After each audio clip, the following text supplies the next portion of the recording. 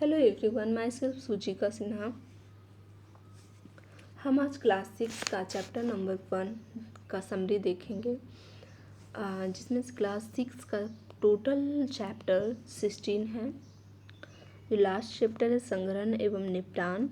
First आज देखेंगे भोजन यह कहाँ से आता है। Food where does it come from. ये all exam other competitive exam जो है उसके लिए तो यूज़फुल है ही, पर ये टीचर वैकेंसी जो कि सीटेट स्टेट अपना अपना जो एग्ज़ाम लेती है, या फिर बिहार 7th फेज वैकेंसी जो आई उसके लिए साइंस कैंडिडेट के लिए तो बहुत यूज़फुल है। NCERT बेस्ट वे है फॉर प्रिपरेशन के लिए, साइंस पेपर के लिए एंड अदर पेपर के लिए भी। तो इसको 10 NCERT स्किप तो कर ही नहीं सकते। तो इसका नोट्स देखते हैं। इसका जो समरी हम नोट किए हैं मेन पॉइंट उसके बारे में देखेंगे, ठीक है। आगे देखते हैं। भोजन ये कहाँ से आता है।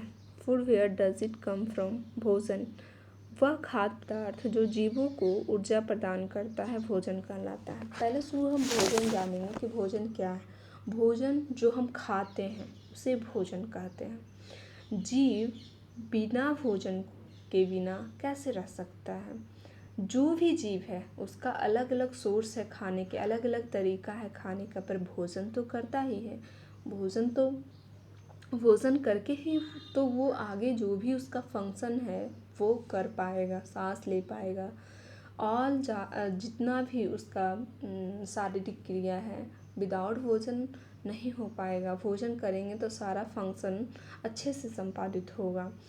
वह पौष्टिक पदार्थ, भोजन कैसा होना चाहिए, पौष्टिक होना चाहिए। वह पौष्टिक पदार्थ जो किसी जीव के शरीर में ऑब्जर्व होकर उसकी वृद्धि, ग्रोथ एंड कोशिका की मरम्मत और जीव को जीवित रखने में संचालित करती है, उसे भोजन कहते हैं, ठीक है।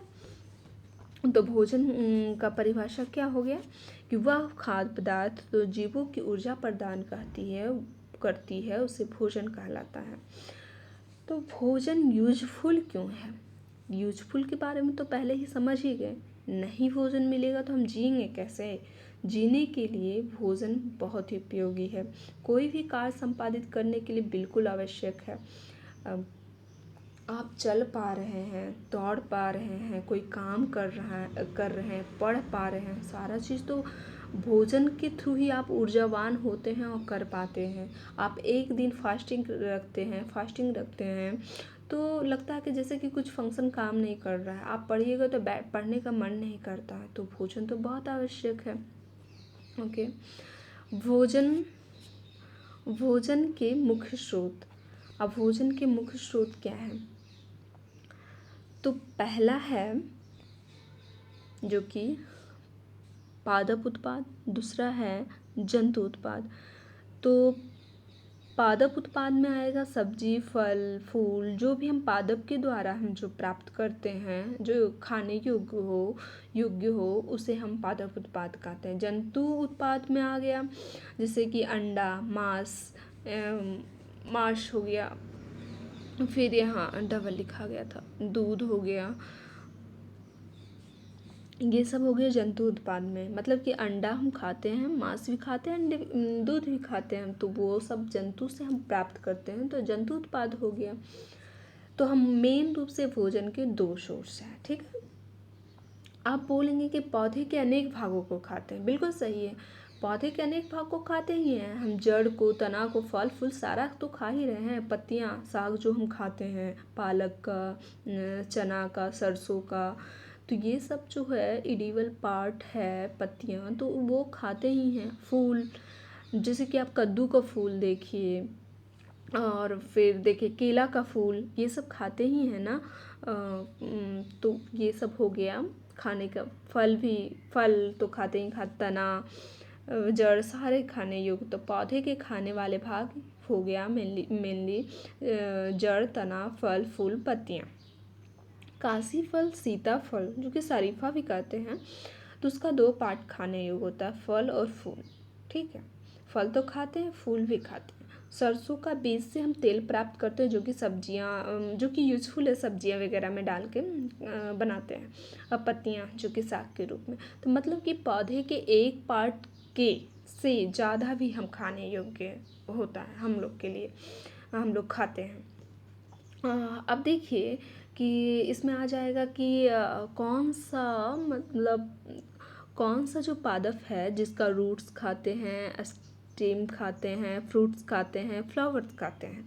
तो जैसे रूट्स जड़ हो गया, तो वो आया गाजर। गाजर का अगर क्वेश्चन में आया कि गाजर का जो है स्ट्रीम खाते हैं या फिर फ्रूट्स खाते हैं या फिर रूट्स खाते हैं, तो हम रूट्स लगाएं, क्योंकि गाजर, मूली, चुकंदर, शलजम ये रूट्स में आते हैं, जो कि वही एडिबल वाला पार्ट है। ठीक है। स्टेम, तना, ये आलू, प्याज, अदरक, हल्दी है। तो तना में क्या आ जाएगा? आलू, प्याज, अदरक, हल्दी।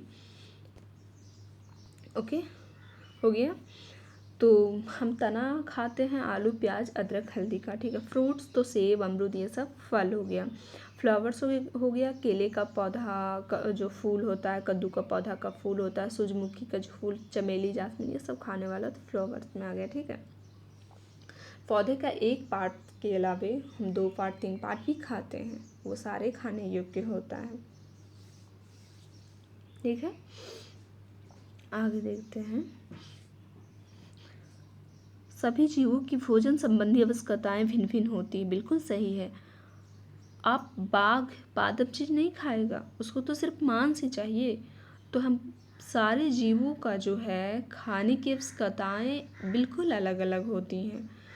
किसी का किसी किसी में सेम होता है, किसी किसी में अलग होता है। तो उसके सभी जीवों की भोजन संबंधी आवश्यकताएं भिन्न भिन्न होती हैं तथा भोजन की आवश्यकताओं के आधार पर इसे 3 भागों में बांटा गया है। ठीक है। 3 भागों में बांटा गया है। पहला हो गया वेजिटेरियन, जिसको हार्बीवोरस कहते हैं। Non vegetarians carnivorous and omnivorous सर्वाहारी। कार्निवोरस मांसाहारी, हार्बीवोरस शाकाहारी। ओके। तो शाकाहारी में कौन आ जाएगा? तो हिरन, तोता, गाय, खरगोश, बकरी, हाथी। और ये मांसाहारी नॉन वेजिटेरियन में आ जाएगा बाघ, शेर, चीता, लोमड़ी, छिपकली। और सर्वाहारी में आएगा कौवा, मैना, मनुष्य, आलू, कुत्ता, बिल्ली। तो आपको इस तरह से क्वेश्चन देगा कि क्या मनुष्य सर्वाहारी है, मांसाहारी है या शाकाहारी है? तो हम लगाएंगे सर्वाहारी है। तो इससे क्वेश्चन भी पुटअप होगी, जो कि हम लोग को देखना है कि किस तरह से क्वेश्चन इसमें निकलेगी। ठीक है। अब एक आता है इसमें, एक पॉइंट था कि बीजों का अंकुरण। तो बीजों का जो अंकुरण होता है उसके बारे में देखते हैं। द्विबीजपत्री को एक दिन भिगोकर फिर दूसरे दिन उसे गीले कपड़े में रख कर छोड़ देते हैं। कुछ समय पश्चात उसमें से सफ़ेद संरचना आ जाती है, निकल जाती है। ठीक है। यही बीजों का अंकुरण है। तो आप बोलिएगा कि ये द्विबीजपत्री है क्या? द्विबीजपत्री मतलब जो 2 पार्ट में बट जाते हैं। ऐसे पादप जिनके बीज 2 घुर्णीय पत्तियों अथवा बीज पत्रों में विभाजित होते हैं, उसे द्विबीजपत्री कहते हैं। जैसे मटर आप देखते हैं ना, 2 भाग में बट जाता है जब उसको हम पीसते हैं। तो बीन्स, मूंगफली, तो वे किस में आ जाएंगे? द्विबीजपत्री। अब थोड़ा सा क्वेश्चन आता है, एक बीजपत्री क्या होता है? तो वैसे पादप जिनके बीजों में, ये पादप है जिनके बीजों में मात्र एक बीजपत्र पाया जाता है। गेहूँ, मक्का, धान क्या 2 भागों में बट जाता है? बटता है, पर सेम पार्ट नहीं। इसमें तो सेम रहता है, दोनों एक जुटा हुआ रहता है, 2 भाग में बट जाता है। और बीज से जब उसका करते तो अंकुरन निकलता है, तो वो बीज का पार्ट निकलता है, अंकुरन बीज वाला से होता है। ठीक है। तो हम जाने कि एक बीजपत्री क्या होता है, द्विबीजपत्री क्या होता है। एक पॉइंट था इसमें मधुमक्खी के बारे में, उसका थोड़ा सा हम देख लेते हैं। मधुमक्खी पालन का उपयुक्त समय होता है अक्टूबर टू दिसंबर। मधुमक्खी पालन का उपयुक्त समय अक्टूबर से दिसंबर माह के लिए बेस्ट है। सभी मधुमक्खियाँ अंडे नहीं देते, बल्कि सिर्फ रानी मधुमक्खी अंडे देते। अब सभी मधुमक्खी यहाँ पर आया है, तो हमको देखना है कि सभी मधुमक्खी में होते कौन कौन है। तो सभी मधुमक्खी में एक श्रमिक मधुमक्खी होती है, होते हैं, नर मधुमक्खी और रानी मधुमक्खी। तो रानी मधुमक्खी का काम अंडे देना होता है और श्रमिक मधुमक्खी जो कि मीठे रस लेकर आती है नर का भी अपना काम होता है, तथा मधुमक्खियाँ द्वारा मीठे रस मकरंद पूरे वर्ष के लिए भंडारण कर लेती है और भंडारण ये पूरे वर्ष के लिए भंडारण कर लेती है। ये जो मकरंद होती है, मीठे रस होती है, ये बहुत ही पौष्टिक है। इसमें सारे जो भी पौष्टिक तत्व हैं इसमें पाया जाता है। Okay, thank you for watching. और आगे क्या जो भी चैप्टर नंबर 2 है उसको हम आगे कराएंगे। Thank you.